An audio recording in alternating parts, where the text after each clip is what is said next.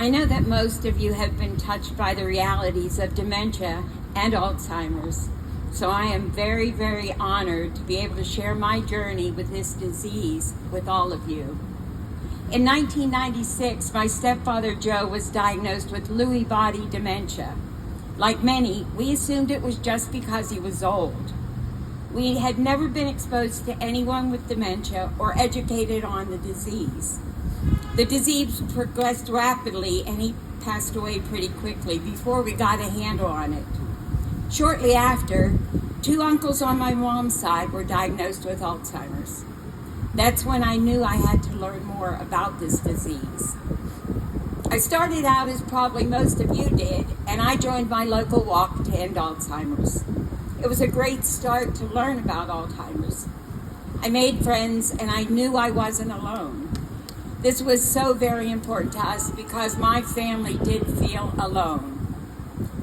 The first thing you feel is sort of a shell shock when you find out this news and you don't know where to turn. Our friends and family were not sure how to help us because Joe's dementia progressed so quickly.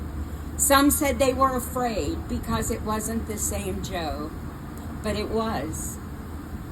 I really wanted to do more to let people know they didn't have to be afraid. And then I met the wonderful Jennifer Braystead. She suggested I become an advocate for the Alzheimer's Association. Yes. Being an educator for much of my career, I understood the value of learning more and being able to share more with my friends and family. So here I am. 2 years ago, my husband and I came to our first rally in Tally. I listened to people share their stories. One of the speakers, who was standing right here where I am, shared her story, and it resonated with me. Afterwards, my husband looked at me and said, "I think you have a problem." It took me a while to get the nerve to go to a doctor.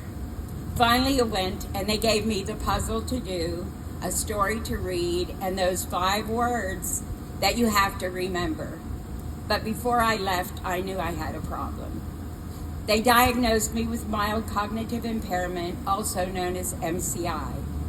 I called my best friend to share the news with her, and I told her my diagnosis, and she said, "I don't know what MCI is." But guess what? Neither does 80% of our population. It is imperative that we educate our community about the early warning signs of Alzheimer's and the importance of brain health.